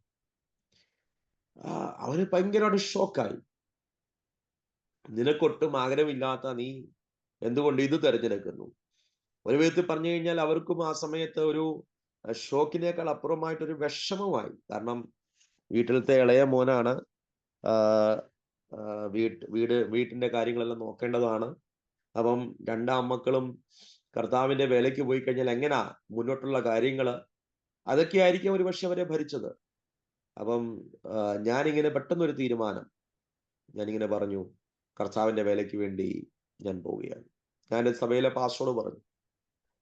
ദൈവദാസന് ഒരു എതിർപ്പായിട്ടൊന്നും പറയാതെ ഓട്ടനെ എനിക്ക് വേണ്ടി തലേ കൈവച്ച് പ്രാർത്ഥിച്ചു. തലേ കൈവച്ച് പ്രാർത്ഥിച്ചിട്ട് പറഞ്ഞു, മോനെ, നിന്റെ തീരുമാനം അത് ദൈവം നിന്റെ അകത്ത് തന്നതാണ്. നീ ആ തീരുമാനത്തിന് അനുസരിച്ച് മുന്നോട്ട് പോവുക, ദൈവം നിന്നെ പ്രവർത്തിക്കും. അങ്ങനെയാണ് ഞാൻ ബൈബിൾ സ്കൂളിൽ പോകുന്നത്. ബൈബിൾ സ്കൂളിൽ ഞാൻ ആദ്യം പോകുന്നത് കുമ്പനാടുള്ള church of God full gospel, എൻ്റെ കുമ്പനാടുള്ള ഒരു ബൈബിൾ സ്കൂളിലാണ്. അപ്പം എനിക്ക് ബൈബിൾ സ്കൂൾ എന്താണെന്നോ ഇല്ലെങ്കിൽ അതിന്റെ ഡിഗ്രി എന്താണെന്നോ ഒന്നും അറിയത്തില്ല, ആരും ഒന്നും പറഞ്ഞില്ല. അപ്പൊ ഞാൻ ഡിപ്ലോമ എന്ന് പറയുന്ന കോഴ്സിനാണ്, ഡിപ്ലോമ കോഴ്സിന് വേണ്ടി കയറുന്നത്. അവിടെ 2000-ൽ ഞാൻ അങ്ങനെ ആ കോഴ്സിൽ അവിടെ ചെല്ലുന്നു. അത് 2 വർഷത്തെ കോഴ്സാണ്. അത് പഠിച്ചതിന് ശേഷമാണ്, അത് പഠിച്ചുകൊണ്ടിരിക്കുമ്പോഴാണ് എന്നെ പഠിപ്പിച്ചൊരു സാറ് ഇങ്ങനെ എന്നോട് പറഞ്ഞു, മോനെ, നീ ചെറുപ്പമാണ്, നിനക്ക് ബൈബിൾ സ്കൂളിൽ പഠിക്കാവുന്നതിന്റെ അത്രത്തോളം നീ പഠിക്കണം. അപ്പൊ ഇങ്ങനെ ബൈബിൾ സ്കൂൾ ഇങ്ങനെ ഓരോ എന്താ പറയുന്നത്, സർട്ടിഫിക്കറ്റുകളുണ്ട്, ഇങ്ങനെ ഓരോ കോഴ്സുകളുണ്ട്. അപ്പൊ എന്നെ ഇങ്ങനെ ഓരോ കോഴ്സുകൾ ഇങ്ങനെ എന്നെ കാണിച്ചു. അങ്ങനെ ഇരിക്കുമ്പോഴാണ് എനിക്ക് അപ്പോൾ ഡിപ്ലോമ കഴിഞ്ഞു. 2002 ഗ്രാജുവേറ്റ് ചെയ്തു. അപ്പം ഞാൻ പറഞ്ഞു വന്നത്, ഞാൻ എൻ്റെ സെക്കുലർ ഡിഗ്രിയിൽ ഞാൻ ഇച്ചിരി പഠനത്തിൽ പുറകോട്ടായപ്പോൾ ഞാൻ ആ ബൈബിൾ സ്കൂളിൽ പഠിക്കാൻ പോയി കഴിഞ്ഞപ്പോൾ ദൈവം എൻ്റെ ബുദ്ധിയെ തുറന്നു. അപ്പം അവിടെ പഠിച്ചതിൽ ഏറ്റവും ബെസ്റ്റ് സ്റ്റുഡൻ്റ് ആയിട്ട് ദൈവം എന്നെ പുറത്തെടുത്തു. നല്ല എന്താ പറയുന്നത്, നല്ല മാർഗും അതുപോലെ തന്നെ ഗ്രാജുവേഷൻ സ്പീക്കറുമായിട്ട് അവിടെ ദൈവം എന്നെ മാനിച്ചു. അതിനുശേഷമാണ് ഞാൻ അവിടെ പഠിച്ചുകൊണ്ടിരിക്കുമ്പോൾ തന്നെ ഈ ഗ്യാപ്പ് വരും. അതായത് 1 വർഷം കഴിഞ്ഞ് 2ാമത്തെ വർഷം കയറുന്നതിന് മുമ്പായിട്ട് ഗ്യാപ്പ് വരും. അപ്പം ഗ്യാപ്പിന് വേണ്ടി അത് ഫിൽ ചെയ്യാനും വേണ്ടി ഇങ്ങനെ എവിടെയെങ്കിലും മിനിസ്ട്രിക്ക് വേണ്ടി പോകുന്നു. അപ്പൊ അങ്ങനെ എനിക്കൊരു അവസരം വന്നു. പലരും കേരളം തിരഞ്ഞെടുത്തു മിനിസ്ട്രിക്ക് വേണ്ടി. അപ്പം കേരളത്തിന് പുറത്ത് പോകാൻ ആരെങ്കിലും താല്പര്യമുണ്ടോ എന്ന് ഇങ്ങനെ ചോദിച്ചപ്പോൾ ഞാനായിരുന്നു ആദ്യം കൈ പൊക്കിയത്. യെസ്, ഐ ആം റെഡി എന്നും പറഞ്ഞ്, ഞാൻ തയ്യാറാണ് എന്നും പറഞ്ഞ്. അപ്പം പോകുന്നത് രാജസ്ഥാനിൽ. എൻ്റെ ജീവിതത്തിൽ ആദ്യമായിട്ടാണ് ഇത്രയും ദൂരം ട്രെയിനിൽ യാത്ര ചെയ്യുന്നത്. ഞാൻ അതിനു മുമ്പ് ട്രെയിനിൽ അവിടെ ഇവിടെയൊക്കെ കയറിയിട്ടുണ്ടെങ്കിലും നൈറ്റൊന്നും ഞാൻ സ്പെൻഡ് ചെയ്തിട്ടില്ല. അപ്പൊ ജീവിതത്തിൽ ആദ്യമായിട്ടാണ് ഇത്രയും ദൂരം ഞാൻ കേരളത്തിൽ രാജസ്ഥാൻ വരെ പോകുന്നത്. അപ്പൊ ഡൽഹി ചെന്നിറങ്ങി. അപ്പൊ ഞങ്ങള് 2-3 പേരും ഉണ്ടായിരുന്നു. ഡൽഹി ചെന്നിറങ്ങി. ഡൽഹിയിൽ നിന്ന് പിന്നെ വേറെ ട്രെയിൻ രാജസ്ഥാൻ കയറി. അവിടെ ചെന്ന് എനിക്ക് 2-3 ദിവസം എനിക്ക് ഭയങ്കര അസ്വസ്ഥതയായിരുന്നു. കാരണം ട്രെയിനിൽ ഇരുന്ന് ഞാൻ എവിടെ ഇരുന്നാലും, കസേര ഇരുന്നാലും അങ്ങ് തല കറങ്ങുന്ന ഒരു അനുഭവം, ചുറ്റും ഇങ്ങനെ കറങ്ങിക്കൊണ്ടിരിക്കുന്ന ഒരു അനുഭവം. രാജസ്ഥാനിൽ ഞാൻ ഏകദേശം, അപ്പം ഹിന്ദി ഒന്നും അറിയത്തില്ല. അപ്പൊ ഞാൻ തയ്യാറായി. എനിക്ക് എന്താ അറിയത്തില്ല, ഒരു ബേഡൻ ദൈവം എൻ്റെ അകത്ത് തന്നു. കേരളത്തിൽ നിൽക്കുക എന്നുള്ളതല്ല, കേരളത്തിന് വെളിയിൽ പോകുക എന്നുള്ള ഒരു ബേഡൻ ദൈവം എനിക്ക് തന്ന്. അങ്ങനെ ഞാൻ രാജസ്ഥാനിൽ പോയി. ഏകദേശം 1.5 മാസം ഞങ്ങൾക്ക് മിനിസ്ട്രി ഗ്യാപ്പ്, അതായത് ഫസ്റ്റ് ഇയർ കഴിഞ്ഞ് സെക്കൻഡിലോട്ട് കയറുന്നുണ്ടെങ്കിൽ ഗ്യാപ്പ് ഉണ്ടാകുന്നത്. ആ 1.5 മാസം ഞാൻ രാജസ്ഥാനിൽ ദൈവവേല ചെയ്യുവാനിടയായി, അവിടെയുള്ള ഒരു ദൈവദാസന്റെ കൂടെ. അപ്പം അവിടെ ഇങ്ങനെ ട്രാക്ട് കൊടുക്കുക, പിന്നെ നമ്മളൊരു കവറിലാക്കി ഒരു പഴയ നിയമം, ഒരു പുതിയ നിയമം, പിന്നെ 2-3 ലഘുലേഖകൾ, ട്രാക്റ്റുകൾ ഇങ്ങനെ കൊടുത്ത് ഒരു പാക്കറ്റ് ആക്കിയിട്ട് ആ പാക്കറ്റ് നമ്മൾ 5 രൂപയ്ക്ക് വേണ്ടി കൊടുക്കുവാൻ, 5 രൂപയ്ക്ക് വേണ്ടി, 5 രൂപയ്ക്ക് വേണ്ടി. ആ 5 രൂപയ്ക്ക് ഇങ്ങനെ നമ്മൾ പാക്കറ്റ് കൊടുക്കുക. അതായത് നമ്മൾ കൊടുക്കാനുള്ള മെയിൻ കാരണം എന്താണെന്ന് വെച്ച് കഴിഞ്ഞാൽ, ഫ്രീ ആയിട്ട് കൊടുത്തു കഴിഞ്ഞാൽ ഒരു മനുഷ്യനും അതിനെ അംഗീകരിക്കത്തുമില്ല, ആരും മേടിക്കത്തുമില്ല. അപ്പം ഇങ്ങനെ 5 രൂപയ്ക്ക് വേണ്ടി കൊടുക്കും. ആ 5 രൂപയിൽ നിന്നാണ് നമ്മുടെ അന്നത്തെ ചെലവുകളും പിന്നെ ഈ എല്ലാ കാര്യങ്ങളും അതിനകത്ത്, ആഹാരത്തിന്റെ എല്ലാം അങ്ങനെയാണ്. അപ്പം അത് കൊടുക്കാനും വേണ്ടി മാത്രം ഹിന്ദി എന്നെ ഞങ്ങളെ പഠിപ്പിച്ചു ആ പാസ്റ്റർ. അതിൽ കൂടുതലൊക്കെ ചോദിച്ചു കഴിഞ്ഞാൽ ഒന്നും അറിയത്തില്ല. അപ്പം പിന്നെ ഇങ്ങനെ ഞങ്ങൾ ഒരു 1.5 മാസം അവിടെ കർത്താവിന്റെ വേല ചെയ്തു. അതിനുശേഷം അത് കഴിഞ്ഞിട്ട് ഞങ്ങൾ സെക്കൻഡ് ഇയറിന് വേണ്ടി തിരിച്ച് കേരളത്തിൽ വന്നപ്പോൾ മുതൽ എനിക്ക് നോർത്ത് ഇന്ത്യയെ കുറിച്ച് ഒരു വലിയ ഭാരം എൻ്റെ അകത്ത് ദൈവം തന്നു. നോർത്ത് ഇന്ത്യയെ കുറിച്ച് ഇന്ന് 2001 സംഭവമാണ് ഞാൻ ഈ പറയുന്നത്. നോർത്ത് ഇന്ത്യയെ കുറിച്ച് വലിയൊരു ഭാരം ദൈവം എനിക്ക് തന്നു. പിന്നെ അതിനുവേണ്ടി ഞാനിങ്ങനെ പ്രാർത്ഥിക്കാൻ തുടങ്ങി. അവിടുത്തെ 2 വർഷത്തെ കോഴ്സ് കഴിഞ്ഞതിന് ശേഷം ഞാൻ പിന്നെ BTH പഠിക്കാനും വേണ്ടി ആന്ധ്രയിലുള്ള വിശാഖപട്ടണത്തുള്ള COTR church on the rock എന്ന് പറഞ്ഞ ഒരു ബിബ്ലിക്കൽ സെമിനാരി, ആദ്യമായിട്ടാണ് ഞാൻ സെമിനാരി കാണുന്നത് തന്നെ. കേരളത്തില് പല സെമിനാരികളുണ്ടെങ്കിലും ഞാൻ കണ്ടിട്ടില്ല. ഞാൻ കേരളത്തിൽ നിന്ന് തന്നെ ഒറ്റയ്ക്ക്, ഈ പ്രാവശ്യം ഒറ്റയ്ക്കാണ് ഞാൻ ആന്ധ്രയിലോട്ട് ട്രെയിൻ കയറുന്നത്. എൻ്റെ ഫാദർ അതിൻ്റെ ഇടയ്ക്ക് ഹൈദരാബാദില് ജോലിക്ക് വേണ്ടി പോയായിരുന്നു. അപ്പം അദ്ദേഹത്തിന് കുറച്ച് തെലുങ്ക് അറിയാമായിരുന്നു. ആ തെലുങ്കെല്ലാം എന്നെ പേപ്പറിൽ ഞാൻ എഴുതി അത്യാവശ്യം ചോദിക്കേണ്ട കാര്യങ്ങളൊക്കെ പേപ്പറിൽ എഴുതി. അങ്ങനെ ആ പേപ്പറും പിടിച്ചുകൊണ്ടാണ് ഞാൻ ആന്ധ്രയിൽ ചെല്ലുന്നത്, വിശാഖപട്ടണത്ത്. വിശാഖപട്ടണത്ത് ഞാൻ ചെല്ലുന്ന സമയം അത് 2002 സംഭവമാണ്. 2002 വിശാഖപട്ടണത്ത് ചെല്ലുന്നു, കോളേജിൽ ചെല്ലുന്നു. എനിക്ക് ഇംഗ്ലീഷ് എന്ന് പറയുന്നത് സംസാരിക്കാൻ അറിയത്തില്ല. കമ്മ്യൂണിക്കേഷൻ വലിയ ബുദ്ധിമുട്ടായിരുന്നു. അപ്പോ വാട്ട് ഈസ് യുവർ നെയിം എന്ന് ചോദിച്ചു കഴിഞ്ഞാൽ അറിയാം. വേർ ആർ യു ഫ്രം എന്ന് ചോദിച്ചു കഴിഞ്ഞാൽ അറിയാം. ഹൗ ഓൾഡ് ആർ യു എന്ന് ചോദിച്ചു കഴിഞ്ഞാൽ അറിയാം. ഇത്രേ അറിയത്തുള്ളൂ, വേറെ ഒന്നും അറിയത്തില്ലായിരുന്നു. അപ്പൊ അങ്ങനെയുള്ള സമയത്ത് ഞാൻ അങ്ങനെ ക്യാമ്പസിന്റെ അകത്തേക്ക്, വലിയൊരു സെമിനാരിയാണ്, ആ സെമിനാരി ചെല്ലുമ്പോൾ ഇങ്ങനെ കോട്ടയാടിന്റെ അവിടെ ആ സെമിനാരിയുടെ 3-4 ബെഞ്ചൊക്കെ ഇട്ടുണ്ട്. പല സ്റ്റുഡൻസ് അവിടെ ഇരിപ്പുണ്ട്. അപ്പൊ അവരെല്ലാം കണ്ടു കഴിഞ്ഞപ്പോൾ ഞാൻ ആകപ്പാടെ പേടിച്ചു. ഇവരെന്തെങ്കിലും നമ്മളോട് ചോദിച്ചു കഴിഞ്ഞാൽ ആകപ്പാടെ പ്രശ്നമാകുമല്ലോ. അപ്പം ഞാൻ ഭയപ്പെട്ടതുപോലെ തന്നെ സംഭവിച്ചു. അവരെന്നെ കണ്ടു. എന്താ പേരെന്ന് ചോദിച്ചു, പേര് പറഞ്ഞു. വേർ ആർ യു ഫ്രം എന്ന് ചോദിച്ചു, ഞാൻ പറഞ്ഞു ഐ ആം ഫ്രം കേരള. അപ്പം അതെല്ലാം കേട്ട് കഴിഞ്ഞാൽ മറ്റുള്ളവർ വിചാരിച്ചു ഭയങ്കര ഇംഗ്ലീഷ് ഒക്കെ ആയിരിക്കുമല്ലോ എന്ന്. പക്ഷെങ്കിൽ പിന്നെ 3-മത്തെ കാര്യങ്ങളൊക്കെ ചോദിക്കാൻ തുടങ്ങിയപ്പം ഞാൻ മൊത്തം ബ്ലാങ്ക് ആയിരുന്നു. കാരണം ഞാൻ മലയാളം മീഡിയത്തിൽ പഠിച്ചത് നിങ്ങൾക്കറിയാലോ. മലയാളം മീഡിയത്തിൽ പഠിച്ച ആളുകളൊക്കെ കേരളത്തിന് വെളിലോട്ട് പോകുമ്പോൾ ഇംഗ്ലീഷും അറിയത്തില്ല, ഹിന്ദിയും അറിയത്തില്ലെങ്കിൽ ആകപ്പാടെ അതേ അവസ്ഥ, മൊത്തം ബ്ലാങ്ക്, ഒന്നും അറിയത്തില്ല. സത്യത്തില് ആ സമയങ്ങളായിരുന്നു എനിക്ക് ദൈവവുമായിട്ട് ഒന്നുകൂടെ അടുത്തിരിക്കാൻ പറ്റിയ സമയങ്ങൾ, ആത്മാർത്ഥമായിട്ട് പ്രാർത്ഥിക്കാൻ പറ്റിയ ഒരു സമയങ്ങളായിരുന്നത്. കാരണം BTH എന്ന് പറയുന്നത് അത് അവിടെ ഫീ കൊടുത്ത് പഠിക്കേണ്ട കോഴ്സായിരുന്നു. ഫീസ് കൊടുക്കണമായിരുന്നു. ഞാൻ ഒന്നും ചിന്തിച്ചില്ല. ഞാൻ വിശ്വാസത്തോടെ എടുത്തു വെച്ച സ്റ്റെപ്പാണത്. എന്നെ അവിടെ ഞാൻ മലയാളം മീഡിയത്തിൽ പഠിച്ചുകൊണ്ടിരുന്നപ്പോൾ അവിടെ പഠിപ്പിച്ച ഒരു സാറാണ് പറഞ്ഞത്, BTHന് നല്ലൊരു കോളേജുണ്ട്. ഞാൻ പറഞ്ഞായിരുന്നു കേരളത്തിന് വെളിയിൽ എവിടെയാന്ന്. അങ്ങനെയാണ് ഇദ്ദേഹം എനിക്ക് ഈ അഡ്രസ്സ് തരുന്നത്.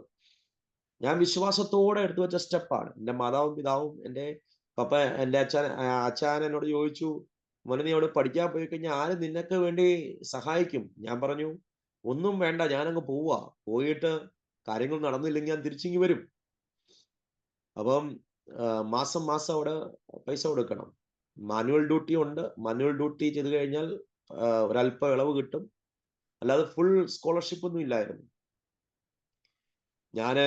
സത്യമായിട്ട് ഞാൻ പറയുന്ന കാര്യം, ദൈവത്തിന്റെ മുഖത്തേക്ക് നോക്കി നാം ഇറങ്ങിക്കഴിഞ്ഞാൽ ബാക്കിയെല്ലാം ദൈവം ചെയ്യും എന്ന് പറഞ്ഞ വളരെ സത്യമായിട്ടുള്ളൊരു കാര്യമാണ്. വളരെ സത്യമായിട്ടുള്ളൊരു കാര്യമാണ്. ഇങ്ങനെ പറഞ്ഞു കഴിഞ്ഞാൽ എൻ്റെ സമയം മുമ്പോട്ട് പോകുന്നു, അതുകൊണ്ട് എനിക്ക് എങ്ങും എത്തുവാൻ കഴിയാത്ത അവസ്ഥയാകും.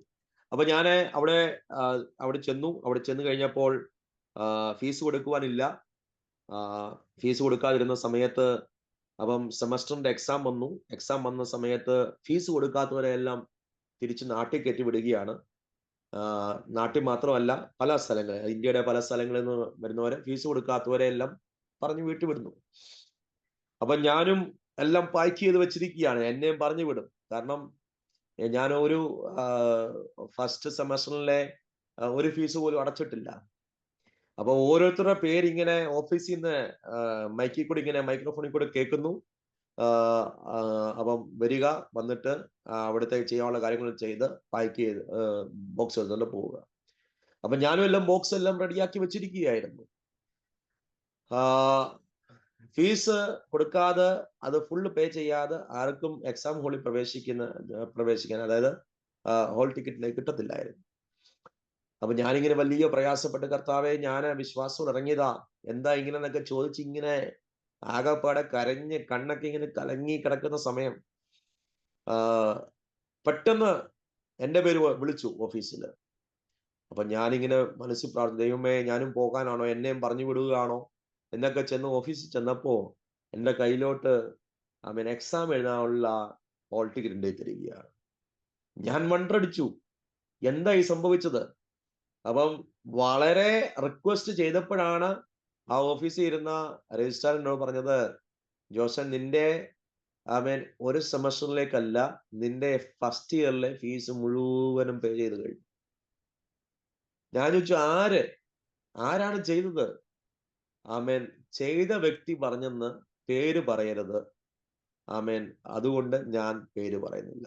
എനിക്ക് ഇന്നും അറിയത്തില്ല ആരാ ചെയ്തെന്ന് അറിയത്തില്ല ആ ഒരു വർഷത്തെ ഫീസ്. പക്ഷെ ഞാൻ ഇന്നും പ്രാർത്ഥനയിൽ ഞാൻ പ്രാർത്ഥിക്കാറുണ്ട്, കർത്താവെ, എൻ്റെ BTHന്റെ സമയത്ത് ഫസ്റ്റ് ഇയറിൽ ഫീസ് അടച്ച ആ ദൈവദാസന് ദൈവം അനുഗ്രഹിക്കണേ. ആ സമയത്തും വലിയ പ്രതിസന്ധി. അപ്പൊ എക്സാമിന് ഫെയിൽ ആയവരെ പറഞ്ഞു വിടും, അതിനു വേണ്ടി പ്രാർത്ഥിച്ചു. രാത്രിയിലൊന്നും ഉറങ്ങുന്നില്ല. ടെറസിന്റെ മണ്ടയ്ക്ക് കയറി അവിടെ മുട്ടിമേലിരുന്ന് പ്രാർത്ഥനയാണ്. പിന്നെ ഓരോ വൊക്കാബുലറി ഇങ്ങനെ പഠിച്ചുകൊണ്ടിരിക്കുന്നു. പിന്നെ കോളേജിന്റെ തന്നെ വലിയൊരു മൈതാനമുണ്ട്. മൈതാനത്ത് പോയി ഉറക്കെ ഇംഗ്ലീഷൊന്നും അറിയത്തില്ല, എങ്കിലും ഇംഗ്ലീഷ് അങ്ങ് സംസാരിക്കുന്നു. അങ്ങനെ ചുരുക്കി പറഞ്ഞു കഴിഞ്ഞാൽ, ഞാൻ അവിടുന്ന് ഇറങ്ങുമ്പോഴും അവിടുത്തെ ചാപ്പലില് പല പ്രാവശ്യം, ഒന്നല്ല പല പ്രാവശ്യം ഇംഗ്ലീഷിൽ പ്രസംഗിക്കുവാൻ ദൈവം എനിക്ക് അവസരം തന്നു. ദൈവം എത്ര വിശ്വസ്തനാണ്. ഞാൻ അവിടെ പഠിച്ചുകൊണ്ടിരിക്കുന്ന സമയത്ത് എനിക്ക് കുളിക്കുവാൻ സോപ്പില്ലാതിരിക്കുന്നതുകൊണ്ട് അവിടെയുള്ള ആളുകള് സോപ്പ് ബാക്കി വരുന്നത്, അതായത് ഒരല്പം ബാക്കി വന്നാൽ അതെടുത്ത് കളയും. ഞാൻ ആ സോപ്പുകളെല്ലാം കളക്ട് ചെയ്ത് ഞാനത് ഒരുമിച്ചാക്കി ഒരു ബോളാക്കും. എന്നിട്ട് അതാണ് ഞാൻ ഉപയോഗിച്ചുകൊണ്ടിരുന്നത്. അപ്പൊ നോക്കുന്ന മൾട്ടി കളർ സോപ്പാണ്. ചിലത് റെഡ് സോപ്പ്, ഗ്രീന്, അങ്ങനെ യെല്ലോ സോപ്പ് എല്ലാം കൂടെ ഒരുമിച്ച് മൾട്ടി കളർ ആയിട്ടുള്ള സോപ്പ്. പലരും ചോദിച്ചത് എവിടുന്ന്? ഞാൻ പറഞ്ഞു, ഇത് ഞാൻ പ്രത്യേകമായിട്ട് വാങ്ങിച്ചതാണെന്നൊക്കെ ഇങ്ങനെ തമാശ പറയാറുണ്ടായിരുന്നു. ഞാൻ പറഞ്ഞതിന്റെ സാരാംശം, ഞാന് അവിടെ 3 വർഷവും ദൈവകൃപയാൽ, കർത്താവിന്റെ കൃപയാൽ പഠിച്ചിറങ്ങി. ദൈവം എന്നെ മാനിച്ചു, ദൈവം എന്നെ സഹായിച്ചു. എല്ലാ കാര്യങ്ങളും കർത്താവ് ഭംഗിയായിട്ട് എന്നെ നടത്തി. Praise the Lord. പിന്നെ അതിനുശേഷമാണ് ഞാന് പിന്നെ മിനിസ്ട്രി, അടുത്ത പഠനത്തിന് പോകുന്നതിന് മുമ്പായിട്ട് പിന്നെ ഒരു ഗ്യാപ്പ് വരുന്നുണ്ട്. അങ്ങനെ ഞാൻ ഡൽഹിയിൽ പോയി. എൻ്റെ ആ നോർത്ത് ഇന്ത്യ ഇപ്പോഴും മനസ്സിൽ കിടക്കുമായിരുന്നല്ലോ. അപ്പൊ ഡൽഹിയിൽ പോയി ഏകദേശം 1 വർഷം ഞാൻ അവിടെ ഒരു ദൈവദാസന്റെ കൂടെ നിന്ന് കർത്താവിന്റെ വേല ചെയ്തു. അതിനുശേഷം ഞാൻ പിന്നെ MDU, മാസ്റ്റർ ഓഫ് ഡിവിനിറ്റി പഠിക്കുവാൻ വേണ്ടി കേരളത്തിൽ പോയി അവിടെ മാസ്റ്റർ ഓഫ് ഡിവിനിറ്റി പഠിച്ച് MDU കഴിഞ്ഞത് എൻ്റെ 2008 എൻ്റെ MDU പഠിത്തം കഴിഞ്ഞു. MDU പഠിത്തം കഴിഞ്ഞതിന് ശേഷം ഞാൻ പെട്ടെന്ന് പറയുകയാണ്, സമയം മുന്നോട്ട് പോകുന്നല്ലോ. MDU പഠിത്തം കഴിഞ്ഞതിന് ശേഷം എനിക്ക് എൻ്റെ ഒരു വലിയ ആഗ്രഹമായിരുന്നു PhD എടുക്കണമെന്ന്. എനിക്ക് എവിടെയെങ്കിലും സെമിനാരിൽ പഠിപ്പിക്കണമെന്ന് വലിയൊരു ആഗ്രഹമായിരുന്നു. അങ്ങനെ പിന്നെയും MDU കഴിഞ്ഞ് MDH പഠിക്കാൻ മിനിസ്ട്രി എക്സ്പീരിയൻസ് വേണം. അത് 2 വർഷത്തെ മിനിസ്ട്രി എക്സ്പീരിയൻസ് വേണം. അതിനുവേണ്ടി ഞാൻ ഇങ്ങനെ വളരെ പ്രാർത്ഥിച്ചുകൊണ്ടിരുന്ന സമയത്ത് വെസ്റ്റ് ബംഗാൾ എന്ന് പറയുന്ന സ്ഥലത്ത്, വെസ്റ്റ് ബംഗാളിൽ NJP സിലിഗുരി എന്ന് പറയുന്ന സ്ഥലത്ത് അവിടുന്ന് സിലിഗുരിയിൽ നിന്ന് ഏകദേശം 100 കിലോമീറ്റർ ദൂരം ബിനാഗുരി എന്ന് പറയുന്ന സ്ഥലത്ത് 2008 ഞാൻ അവിടെ ചെന്നു. 2008 അവിടെ ചെന്ന് ഞാൻ വിചാരിച്ചു 2008 ചെന്നിട്ട് 2000 എന്താ പറയുന്നത് 2 വർഷത്തിനുള്ളിൽ ഞാൻ പെട്ടെന്ന് തിരിച്ചു വരാം എന്നുള്ള പ്ലാനിലാണ് ഞാൻ അവിടെ ചെന്നത്. അവിടെ ചെന്നപ്പോൾ CDC കമ്പാഷൻ പ്രോഗ്രാം ഈ കുഞ്ഞുങ്ങളുടെ ഇടയിലുള്ള മിനിസ്ട്രി, അതിൽ ഞാൻ ഇൻവോൾവ് ആയി. അവിടെയുള്ള കുഞ്ഞുങ്ങളോട് സുവിശേഷം പറയുകയും അവരെ പഠിപ്പിക്കുകയും, അവിടെ ഹിന്ദി അറിയത്തില്ലായിരുന്നു. പക്ഷെങ്കിൽ പെട്ടെന്ന് 2-3 മാസത്തിനുള്ളിൽ ഞാൻ ഹിന്ദി പഠിച്ചു. ഹിന്ദി പഠിച്ച് അവിടുത്തെ കാര്യങ്ങൾ, പ്രൊജക്ട് വർക്കുകളെല്ലാം നോക്കുകയും കാര്യങ്ങളെല്ലാം ചെയ്ത് വളരെ സന്തോഷമായിട്ട്. അപ്പൊ എൻ്റെ കൂടെ മിനിസ്ട്രി എക്സ്പീരിയൻസിന് വേണ്ടി പോയ വേറെ 3 പേരും ഉണ്ടായിരുന്നു. ആ 3 പേര് 2 വർഷം കഴിഞ്ഞ് തിരിച്ചു പോന്നു. അപ്പം എന്നോട് ചോദിച്ചു, നീ വരുന്നില്ലേ? അപ്പൊ ഞാൻ പറഞ്ഞു, എന്റെ മനസ്സ് അനുവദിക്കുന്നില്ല ഈ കുഞ്ഞുങ്ങളെ ഇട്ടേച്ച് പോകാൻ. ഇല്ലെങ്കിൽ ഇവരുടെ ഇടയിലുള്ള മിനിസ്ട്രി ഞാൻ എൻജോയ് ചെയ്യുന്നു. അങ്ങനെ ചുരുക്കി പറഞ്ഞു കഴിഞ്ഞാൽ അവിടുത്തെ കമ്പാഷൻ പ്രോഗ്രാമില് പ്രൊജക്ട് മാനേജറായിട്ട് വർക്ക് ചെയ്ത് അനേക കുഞ്ഞുങ്ങളെ വിശ്വാസത്തിൽ കൊണ്ടുവരുവാനും അനേക കുഞ്ഞുങ്ങൾക്ക് സ്നാനപ്പെടുത്തുവാനും ദൈവം സഹായിച്ചു. അങ്ങനെ ഇരിക്കുന്ന സമയത്താണ് 2011 എന്റെ വിവാഹം നടക്കുന്നത്. ഞാൻ 2008 മുതൽ 2017 വരെ ഞാൻ അവിടെ വെസ്റ്റ് ബംഗാളിലായിരുന്നു. 2011 വിവാഹം നടക്കുന്നു. വിവാഹം എൻ്റെ സ്വന്തം പത്തനംതിട്ട ജില്ലയിൽ തന്നെ എൻ്റെ സ്ഥലത്തു നിന്ന് ഏകദേശം ഒരു 10-15 കിലോമീറ്റർ ദൂരത്തു നിന്നുള്ള ഒരു അവിടുന്നാണ് എൻ്റെ വിവാഹം നടക്കുന്നത്. അപ്പൊ എൻ്റെ വിവാഹം നടക്കുന്ന സമയത്ത് ഞാനിങ്ങനെ പെണ്ണ് കാണാൻ പോകുന്നു. അപ്പൊ ഞാൻ ചെന്നപ്പോൾ അവളാണെങ്കിൽ നഴ്സിംഗ് ജോലി ചെയ്തുകൊണ്ടിരിക്കുകയാണ്. അപ്പൊ ഞാനിങ്ങനെ പറഞ്ഞു, ഞാൻ ഇങ്ങനെ ഒരു ഉപദേശിയാണ്, അപ്പം പോകുന്നിടത്തെല്ലാം വരണം, കാര്യങ്ങളെല്ലാം അപ്പം ജോലി ചെയ്യാൻ പറ്റത്തില്ല. അപ്പം അവളും ഭയങ്കര വില്ലിങ് ആയിരുന്നു കർത്താവിന്റെ വേലയ്ക്ക് വേണ്ടി. അങ്ങനെ ഞങ്ങളുടെ വിവാഹം നടക്കുന്നു. 2011 വിവാഹം നടന്നു. 2012 നവംബറില് ഞങ്ങൾക്ക് ദൈവം കുഞ്ഞുങ്ങളെ തന്നു. ആദ്യത്തത് രണ്ട് പെൺമക്കളാണ്, ട്വിൻസ് ആണ്. 2012 അവർ ജനിച്ചു, ട്വിൻസ്. അതിനുശേഷം 2016 ഒരു മോനെ ദൈവം തന്നു. അങ്ങനെ 3 കുഞ്ഞുങ്ങളുണ്ട്. അങ്ങനെ 2017 വരെ, 2008 മുതൽ 2017 വരെ ഞാൻ വെസ്റ്റ് ബംഗാളിലെ കർത്താവിന്റെ വേലയുള്ള ബന്ധത്തിലായിരുന്നു. അങ്ങനെ ഇരിക്കുമ്പോഴാണ് മാതാപിതാക്കന്മാർക്ക് ശാരീരികമായ പ്രയാസമൊക്കെ ഉണ്ടായി. അപ്പം വിചാരിച്ചു നാട്ടിലേക്ക് തന്നെ തിരിച്ചു പോകാം എന്നുള്ള ചിന്ത. അങ്ങനെ നാട്ടിൽ തിരിച്ച്, അതായത് ഏറ്റവും ഇളയ മോനാണല്ലോ, അപ്പം അപ്പനെ അമ്മയെ നോക്കണമല്ലോ, ചുമതലയുണ്ടല്ലോ എന്നുള്ള ചിന്തയില് ഞങ്ങൾ നാട്ടിൽ തിരിച്ചു വരുന്നു. നാട്ടിൽ തിരിച്ചു വന്നിട്ട് അവിടെ ഒരു ചർച്ചും കാര്യങ്ങളൊക്കെ നോക്കാനും വേണ്ടി ഒത്തിരി പരിശ്രമിച്ചു. പക്ഷെ എങ്ങും കിട്ടിയില്ല. ലാസ്റ്റിൽ, അതായത് ഏകദേശം 1 മാസം കഴിഞ്ഞപ്പോൾ, ഈ സരോജിനി മാമയൊക്കെ ആരാധിക്കുന്ന മാരാമണ്ണ് IPC സഭയിലെ പാസ്റ്റർ ഷിബു നെടുവേലിന്റെ കൂടെ ഞാൻ അവിടെ 2 വർഷം അവിടെ ആയിരുന്നു. അദ്ദേഹത്തിനെ അസിസ്റ്റ് ചെയ്യുമായിരുന്നു. അവിടുത്തെ ബൈബിൾ സ്കൂളിൽ പഠിപ്പിക്കുകയും ചെയ്തു. അങ്ങനെ 2017 മുതൽ 2019 വരെയുള്ള ആ കാലഘട്ടം. പക്ഷേ അവിടെ നാട്ടിൽ നിന്നപ്പോഴും എനിക്ക് പിന്നെ ആ ഒരു നോർത്ത് ഇന്ത്യയെ കുറിച്ചുള്ള ഭാരം എൻ്റെ അകത്ത് കിടക്കുകയായിരുന്നു. അപ്പൊ ഞാന് ഇതുപോലെ ഷുബ്ചാൻ ഇതുപോലെ വീടൊക്കെ എടുത്തു തന്നു. കാര്യങ്ങളെല്ലാം വളരെ വളരെ ഭംഗിയായി നടക്കുന്നു. സാമ്പത്തികമായിട്ടുള്ള ഒരു കുഴപ്പമൊന്നും ഇല്ല. എല്ലാം വളരെ സന്തോഷമായിട്ട് മുന്നോട്ട് പോവുകയായിരുന്നു. പക്ഷെങ്കിൽ മനസ്സിന്റെ അകത്തൊരു സന്തോഷമില്ല, മനസ്സിനൊരു സംതൃപ്തി ഇല്ല. ദൈവാത്മാവ് ഇങ്ങനെ സംസാരിച്ചുകൊണ്ടേയിരുന്നു. ഈ സരോജിനി മാമയൊക്കെ ഞങ്ങൾ ഒരുമിച്ച് പാടുകയും പ്രാർത്ഥിക്കുകയും ഒരുമിച്ച്, അമ്മാമ്മയ്ക്കും അറിയാവുന്ന കാര്യങ്ങളാണ്. അപ്പം മനസ്സിൽ ഇങ്ങനെ ഭയങ്കര, മനസ്സിന്റെ അകത്ത് ഇങ്ങനെ ദൈവാത്മാവ് സംസാരിച്ചുകൊണ്ടിരുന്നു, നിന്റെ മിനിസ്ട്രി വിടല്ല, നീ തിരിച്ച് നോർത്ത് ഇന്ത്യ പോകണം. അങ്ങനെ അവിടെ ഇരിക്കുന്ന സമയത്ത് 21 ദിവസം ഉപവാസം ഞാനും എൻ്റെ വൈഫും കൂടെ പേഴ്സണലായിട്ട് ഞങ്ങൾ ഇങ്ങനെ എടുത്തുകൊണ്ടിരുന്ന സമയത്ത് ദൈവാത്മാവ് വീണ്ടും ശക്തമായിട്ട് ഇടപെട്ടു. അപ്പൊ അങ്ങനെ ഇടപെട്ടുകൊണ്ടിരുന്ന സമയത്താണ് ഈ ഗോരഖ്പൂരില് ഇങ്ങനെ ഒരു മിഷൻ, അതായത് ഞാൻ വെസ്റ്റ് ബംഗാളിൽ വർക്ക് ചെയ്തുകൊണ്ടിരുന്ന ആ സെയിം മിഷൻ, ആ സെയിം ഓർഗനൈസേഷന്റെ തന്നെ ഒരു ബ്രാഞ്ച് ഗോരഖ്പൂരില്. അപ്പം അവിടെ വരാൻ, ഇല്ലെങ്കിൽ ഇവിടെ എന്ത് പറയുന്ന ഒരു വേക്കൻസി ഉണ്ട്, ഇല്ലെങ്കിൽ ഇവിടുത്തെ കാര്യങ്ങൾ, ഇവിടുത്തെ മിനിസ്ട്രി ഏറ്റെടുക്കണം എന്നുള്ള ആ ഒരു വിളിയിൽ ഞാൻ ഇവിടെ വരുന്നത് 2019 ഞാൻ ഇവിടെ വരുന്നത്. ഇവിടെ വരുമ്പോൾ ഇവിടെ ഉണ്ടായിരുന്ന പാസ്റ്റർ PM തോമസ്, ഇപ്പോൾ അദ്ദേഹം ഇല്ല, അദ്ദേഹം നിത്യത്തിൽ ചേർക്കപ്പെട്ടു. ക്രിസ്തീയ ജീവിതം സൗഭാഗ്യ ജീവിതം എന്നുള്ള പാട്ട് എഴുതിയ ദൈവദാസനാണ്. അദ്ദേഹം പ്രായമായ അദ്ദേഹത്തിന്റെ മകൻ ഉദംപൂരില് ജമ്മു കാശ്മീരിലാണ്. അപ്പം അങ്ങോട്ട് കൊണ്ടുപോയി. അപ്പൊ ഇവിടെ നോക്കാൻ ചുമതലപ്പെട്ടവര് ഇല്ലാതിരുന്ന സാഹചര്യത്തിൽ അപ്പൊ എന്നെ ഇങ്ങോട്ട് കൊണ്ടുവന്നു. ഞാൻ ഇവിടെ വന്ന് ഇവിടുത്തെ ആരാധനയും ഇവിടുത്തെ ചർച്ചും കാര്യങ്ങളെല്ലാം ഏറ്റെടുത്തു. ഇവിടുത്തെ മിഷൻ പ്രവർത്തനങ്ങൾ ഏറ്റെടുത്തു. ഇപ്പോൾ ദൈവകൃപയാൽ 2019 മുതൽ ഞാനിവിടെ ഗോരഖ്പൂർ എന്ന് പറയുന്ന സ്ഥലത്ത് ഇവിടെ ആയിരിക്കുന്നു. ഞാനിവിടെ വന്നു കഴിഞ്ഞപ്പോഴാണ് എൻ്റെ മനസ്സിനൊരു സന്തോഷം എനിക്ക് വരുന്നത്. കാരണം നാട്ടില് എന്തൊക്കെ ഉണ്ടെങ്കിലും മനസ്സിനൊരു സന്തോഷമില്ലാതിരുന്ന സമയത്ത് ഇവിടെ ഞാൻ ഗോരഖ്പൂരിൽ വന്ന് ഞങ്ങളുടെ ചർച്ച് ഒരു മലയാളികൾ പോലും ഇല്ലാത്ത ചർച്ചാണ്. ഫുൾ ഹിന്ദി ആരാധനയാണ്, ഹിന്ദി കൂട്ടായ്മയാണ്. ഞങ്ങളിവിടെ വളരെ സന്തോഷമായിട്ട് കർത്താവിന്റെ വേല ചെയ്യുന്നു. ഞങ്ങളുടെ ഇവിടെ പല മിഷൻ ഫീൽഡുകളുണ്ട്, പല ദൈവദാസന്മാര് ചുറ്റുപാടുമുണ്ട്. ഏകദേശം 40 മിഷണറീസ് ഉണ്ട്. അവർക്കൊന്നും ഇപ്പോൾ FCRA എല്ലാം ക്യാൻസൽ ആയത് കാരണം ഒരു സപ്പോർട്ടും കൊടുക്കാൻ പറ്റാത്ത അവസ്ഥയിൽ എങ്കിലും വിശ്വാസത്തിൽ കാര്യങ്ങൾ നടക്കുന്നു. ഞങ്ങൾക്ക് ഇവിടെ ബൈബിൾ ക്ലാസ് പ്രോഗ്രാം ഉണ്ട്, ബൈബിൾ ട്രെയിനിങ് ഉണ്ട്. വർഷത്തില് 10-12 കുഞ്ഞുങ്ങളെ ട്രെയിൻ ചെയ്യുന്നു.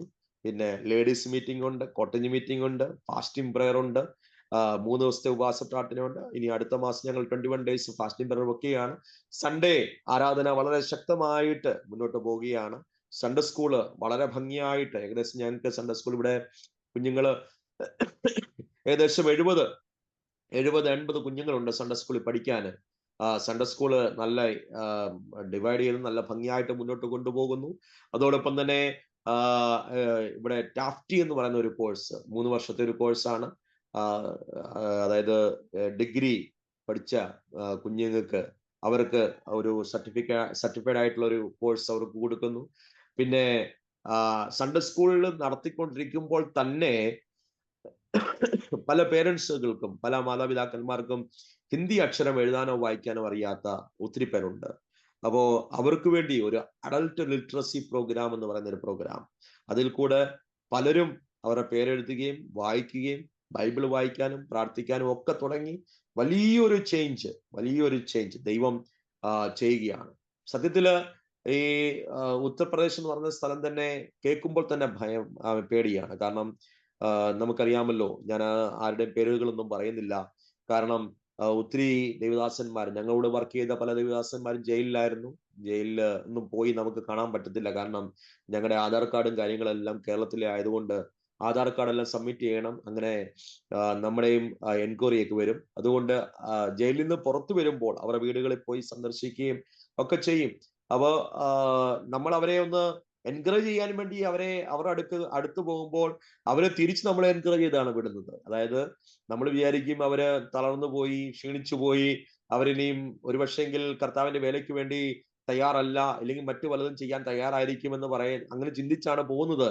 അപ്പം അവരോട് എന്ത് നമ്മൾ പറഞ്ഞ് അവരെ ഉത്സാഹപ്പെടുത്തും എന്നൊക്കെ ചിന്തിച്ച് പോകുമ്പോൾ അവർ തിരിച്ച് ഇങ്ങോട്ടാണ് പറയുന്നത്, പാസ്റ്ററെ എന്തെല്ലാം ജീവിതത്തിൽ വന്നാലും, ഇനി തല പോകേണ്ടി വന്നാലും, ഇനിയും ഇതിൽ കൂടുതൽ ഇനി എന്ത് സംഭവിച്ചാലും കർത്താവിന്റെ വേല വിട്ട് ഒരു പരിപാടി ഇല്ല എന്ന് അവർ തിരിച്ച് ഞങ്ങളോട് പറഞ്ഞില്ലെങ്കിൽ ഞങ്ങളെ എൻകറേജ് ചെയ്താണ് അവർ വിടുന്നത്. സത്യത്തില് കർത്താവിന്റെ വേല വളരെ ശക്തമായിട്ട് ഇവിടെ നടക്കുകയാണ്. ഒത്തിരി പ്രതിസന്ധികളുണ്ട്. പല ചർച്ചുകൾ, ഞങ്ങളുടെ തന്നെ പല ചർച്ചുകൾ ക്ലോസ് ഡൗൺ ആണ്, ലോക്ക് ചെയ്തിട്ടിരിക്കുകയാണ്, കേസ് നടക്കുകയാണ്. പെർസിക്യൂഷൻ റിലീഫ് എന്ന് പറയുന്ന ബ്രദർ ഷിബു തോമസ് ഞങ്ങളുടെ അടുത്ത് പലപ്പോഴും വരാറുണ്ടായിരുന്നു. ഇവിടെ പല മീറ്റിങ്ങുകൾ നടത്തിയിട്ടുണ്ട്, പാസ്റ്റർമാരെ വിളിച്ച്. പല കാര്യങ്ങൾ, ഒത്തിരി പ്രതിസന്ധികൾ. ADF എന്ന് പറയുന്ന ഒരു പ്രോസിക്യൂട്ട് ആയിട്ടുള്ളവരെ സഹായിക്കുന്ന കൂട്ടരുണ്ട്. അവരെല്ലാം ഒത്തിരി പരിശ്രമിക്കുകയും പ്രാർത്ഥിക്കുകയും ഒക്കെ ചെയ്യുന്നു. പല ദൈവദാസന്മാർ ഇപ്പോഴും ജയിലിലാണ്. ദയവ് ചെയ്ത് ഇവിടുത്തെ പ്രവർത്തനത്തെ ഓർത്ത് നിങ്ങൾ പ്രാർത്ഥിക്കണമേ. എനിക്കറിയാം അപ്പർ റൂം പ്രയർ ലൈൻ എന്ന് പറയുന്നത് വലിയൊരു വലിയ എന്താ പറയുക 24 hours പ്രയർ മീറ്റിംഗ് ആണ്. ദൈവം നിങ്ങളെ അനുഗ്രഹിക്കട്ടെ. ഞങ്ങളുടെ ഈ മീറ്റിങ്ങിനെ കുറിച്ച് ഓർത്ത്, ഞങ്ങളുടെ ഇവിടുത്തെ പ്രാർത്ഥന കൂട്ടായ്മകളെ കുറിച്ച് ഓർത്ത്, അല്ലെങ്കിൽ UPയെ ഓർത്ത്, ഗോരഖ്പൂരിനെ ഓർത്ത് പ്രത്യേകം പ്രാർത്ഥിക്കണം. പ്രത്യേകം ദൈവാത്മാവ് വലിയ പ്രവൃത്തി ഇവിടെ ചെയ്യുവാൻ നിങ്ങളുടെ ഏവരുടെയും പ്രാർത്ഥന ഞാൻ ചോദിക്കുകയാണ്. അതോടൊപ്പം തന്നെ ഞാൻ MDH എന്റെ ആ ഒരു സ്വപ്നം, എന്റെ കിടന്ന സ്വപ്നം PhD എന്നുള്ള സ്വപ്നം ദൈവം MDH കംപ്ലീറ്റ് ചെയ്യുവാൻ ദൈവം സഹായിച്ചു. അതിന്റെ തീസിസ് വർക്ക് ഞാൻ നടത്തിക്കൊണ്ടിരിക്കുകയാണ്. ആ വിഷയങ്ങളെല്ലാം ഓർത്ത് പ്രാർത്ഥിക്കുക. എൻ്റെ വൈഫിന്റെ പേര് രാജി, എൻ്റെ 2 പെൺമക്കള് അലീന, അനീന, എൻ്റെ 3ാമത്തെ മോൻ ആശിഷ്. ഞങ്ങള് കുടുംബമായിട്ട് ചർച്ചിന്റെ കോമ്പൗണ്ടിൽ തന്നെ, ചർച്ചിന്റെ ക്യാമ്പസ് തന്നെ താമസിച്ച് ഇവിടെ കർത്താവിന്റെ വേല ചെയ്യുന്നു.